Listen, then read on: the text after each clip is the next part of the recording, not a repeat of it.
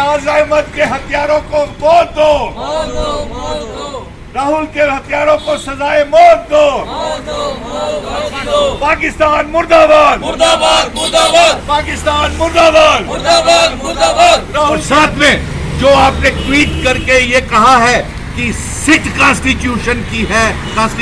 है, हाथ खड़े करके हम इस सिट को आउटराइटली रिजेक्ट करते हैं और एनआईए सीबीआई की इंक्वायरी की मांग करते हैं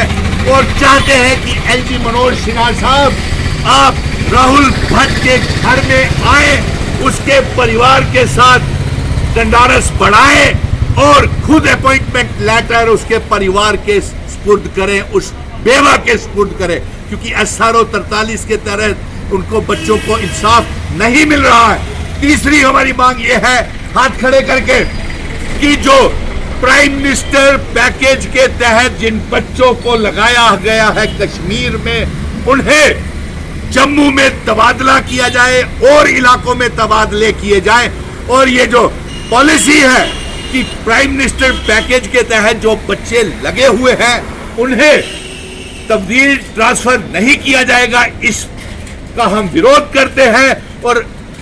प्राइम मिनिस्टर पैकेज के तहत जो बच्चे कश्मीर में लगाए गए हैं उन्हें हर जगह ट्रांसफर किया जाना चाहिए। राहुल भट्ट के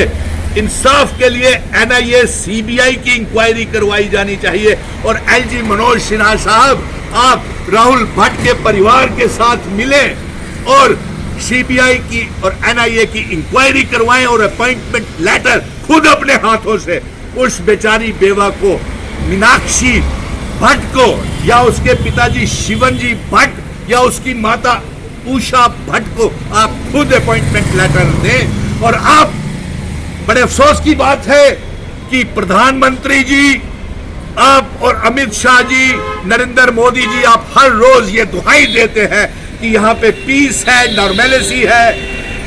लेकिन हाथ खड़े करके ये विरोध दर्ज कर रहे हैं कि यहाँ पे कोई पीस नॉर्मेलिटी नहीं है, सेलेक्टिव किलिंग्स हो रही है, हिंदू मुस्लिम सिख तमाम मजहबों के लोग मारे जा रहे हैं। और आप प्रधानमंत्री जी एक बयान जारी करें कि जम्मू कश्मीर को लेकर के अमित शाह जी, भारतीय जनता पार्टी क्या कर रही है, क्योंकि आपने हाथ खड़े करके कल आपने रोष देखा होगा कि राहुल भट्ट के संस्कार के मौके के ऊपर किस तरीके से भाजपा के विरोध में नारे लगाए गए, सरकार के विरोध में नारे लगाए गए, माननीय प्रधानमंत्री जी के विरोध में नारे लगाए गए। ये गुस्सा किस तरह सैलाब फट रहा है, ये अब हमारे उससे बाहर हो गया है। अब इस खून खराबे को रोक